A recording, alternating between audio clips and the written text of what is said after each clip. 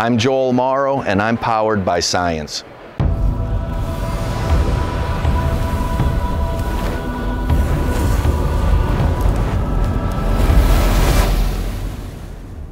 My name's Joel Morrow. I'm president of Alpha Drivers Testing and Consulting and Alpha Drivers Transportation. I've been in the trucking and transportation world for 36 years as a driver. I've averaged about 140,000 miles a year, so when you do the math on that, I'm right around 5 million total miles driving experience on the road. I have also been helping to spec trucks at a very high level for both owner-operators and fleets, and this is my latest creation, so to speak. My 2023 Volvo VNL 760 that we like to call Purple Haze. It is the new Volvo iTorque spec, which has a lot of unique features that I'd like to walk you through here today. So we'll start with the engine. It's the D13 turbo compounded, and it produces 455 horsepower, 1,850 pound-feet of torque at 900 RPM. So it has very good pulling power at very low RPM, which is somewhat unique in the industry. That's followed up by a 13-speed I-shift transmission. We're all familiar with the 12-speed, I think, and the 13-speed gives us a crawler gear that allows us to run some very aggressively downsped rear axle ratios. It is also a adaptive loading 6x2, so we have the lift axle that's in front of the drive axle. We have that aggressive downsped gearing in the drive axle at 2.16 rear axle ratio with an overdrive transmission. This allows us to have multiple gears at highway speeds. We can run as fast as 85 miles an hour at about 1,250-ish RPM. We can also run in overdrive, direct drive, and even underdrive at highway speeds. Of course, when we're in underdrive, we have torque multiplication in the transmission working for us, so the truck pulls very strong in the hills. So we get great fuel efficiency at very high speeds, and the truck pulls very well in the hills. So we do have the full aerodynamic package on here. We've got an under the bumper fairing that helps the air to flow underneath the truck. If you walk around over here, we have the lower skirting underneath the chassis fairings, and that helps to control the airflow and keep it going around the truck. We also have the rear cab extenders that help keep the air flowing smooth to the trailer sides, all for aerodynamics. When you look up top, we have a trim tab up top that also helps the airflow over top of the trailer and minimizes that turbulence between the trailer gap and the tractor to help improve fuel efficiency. We have the flow below unit on with the wheel covers. That also helps to keep that air flowing smooth on the truck and really helps to improve fuel efficiency, especially at higher speeds. It's one of the things that with the iTorque truck, because they are high speed capable, you're definitely going to want to make sure that you order all the aerodynamic add-ons that you can put on the truck in order to get the high efficiency at high speeds. Aerodynamic efficiency, there's an exponential increase in drag as you speed up. The thing about iTorque is it really, the gearing gives us that high speed capability. So at speeds of 75 and 80 mile an hour, there are times where we're still able to get 9.5, even pushing 10 miles a gallon at those higher speeds, where in the past, if you could get into the 7s, you were really doing something. So it does make a very big difference having the correct gearing along with the aerodynamics to really minimize aerodynamic drag and mechanical drag in the truck to get those efficiencies at high speed. So I am a huge believer in the products that Hot Shot Secret makes. I've used them for years in my truck. Having optimal fuel, not just acceptable, is a huge thing for me as far as the emission system durability. When you think about treating fuel, my goal is to reduce the rate of soot buildup in the DPF. So we have less back pressure, therefore higher fuel efficiency. So over time, there's no doubt that treating my fuel with everyday treatment really helps to improve fuel efficiency because we reduce the soot load in the DPF and reduce the back pressure. The engine breathes a little freer, pulls a little bit better, just performs better overall. We've done idle testing in fleet situations. We've done it with a D11 Volvo where we'd take the truck out, we'd put it in the parking lot, and we'd just let it idle. We do this in the wintertime, so it was colder conditions to make the test even tougher. Without treated fuel, we were looking at about an 11-hour window before it would start to regen. And it would pretty much right at the 11th hour every time it would kick into a regen. When we started to treat fuel with the Hot Shot Secret, we'd make it 16, 17 hours before it would hit that regen. And that was with the older emissions trucks, the first generation. With the newer emissions trucks, the most current generation, with the treated fuel in, we actually let one idle almost a week and it never hit a regen. So it was pretty impressive, and treating the fuel is key to emission system health. The cetane rating has to be right. We want to make sure that we don't have any deposits on the injectors.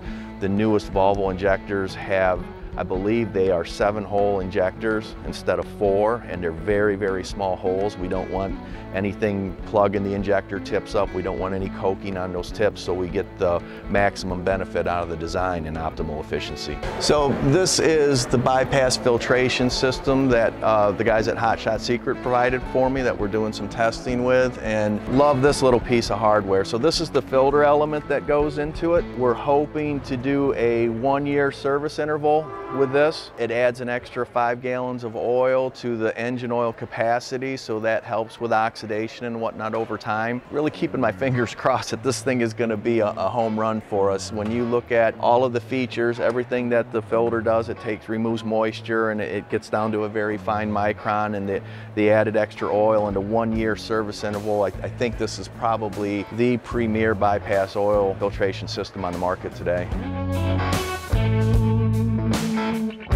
The best part of the truck in my mind is just the versatility. I can literally do just about anything on highway that you can think of in that 80,000-pound gross combination vehicle weight range. When I'm out west, and probably my favorite example is California's a 55-mile-an-hour state. When I'm in California, the truck will run generally in direct drive. I get exceptional fuel efficiency in California. When I come out into Nevada, the speed limit goes to 75 to 80 mile an hour in places. Then I have the overdrive available, and even at the high speeds, I'm still able to maintain exceptional fuel efficiency. And I'm a fuel efficiency nut, and so to be able to run those speeds and pick up that extra productivity without really being penalized to any great degree, that's a big deal to me. So that's probably my favorite aspect of the truck. This is one of the things that guys tend to miss sometimes when they think about revenue versus fuel efficiency, and they think, oh my gosh, I can earn X amount of revenue more if I go faster. We got to keep in mind that revenue is always a top line number. Fuel efficiency savings go right to the bottom line.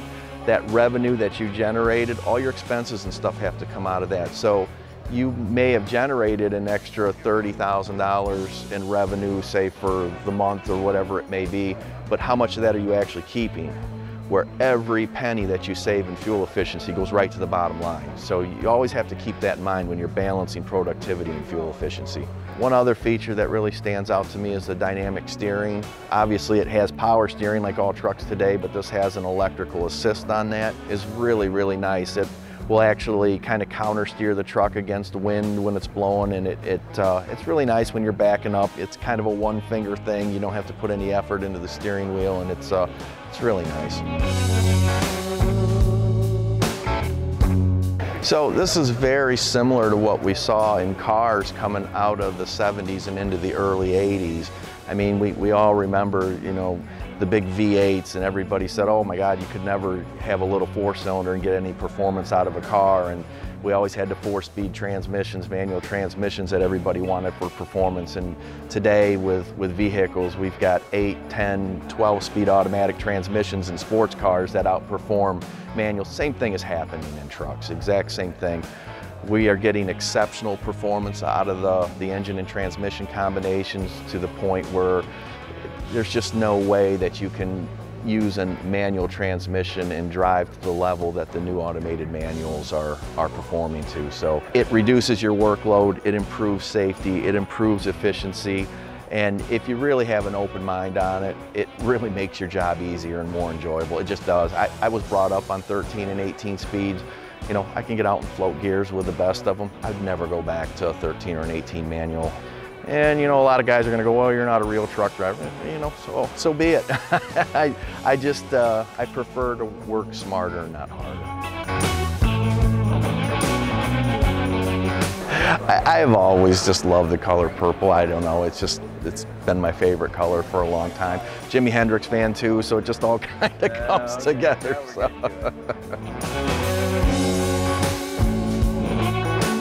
Alpha Drivers testing and consulting and transportation was kind of created out of a need to relay information from the road back to engineers. There was always a disconnect between drivers and engineers, almost adversarial at times. Drivers, the engineers don't know what they're doing, and the engineers, the drivers don't understand type of thing. And so getting good feedback into the hands of the engineers was always difficult. And this is an area where personally I think I kind of excel. I understand the engineer lingo, I understand the truck driver lingo, and I'm able to bring that information back to the engineering staff in a usable way. A lot of times there's pushback on ideas that the engineers have. They think they've got a wonderful idea and they'll bring it to me, and this just does not apply out, and vice versa. It goes back and forth. But it's always very professional, and it's always very productive, the way that I interact with the engineering staff. So I do field test work for Volvo, for Dana Spicer, for Hot Shot Secret. We get out, test products out in the real world and see what works and see what doesn't, and have that honest discussion with the engineers back at the office, and try to always improve the product. Personally, it's a lot of fun for me. I'm a geek that way. I love the technology. It allows me to refine and build better trucks, and then this allows me to share that information with small fleets and owner-operators. And this is the type of research and development that just literally would cost an individual tens of thousands of dollars to do. So most small fleets or owner-operators, they can't afford to do this type of testing.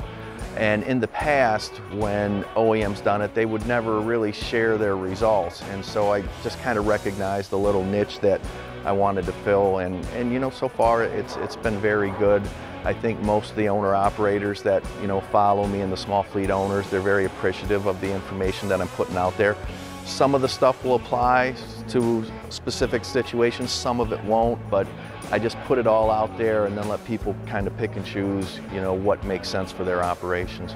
So I'm very active out on Facebook, also on LinkedIn. I have a Facebook group, Volvo Truck Masters, that if you are into the Volvos, you may want to check that out. Also the 9+ Mile a Gallon Club on Facebook, that is all brands, all makes, all models. It's just, if you're interested in fuel efficiency, you can check that out as well.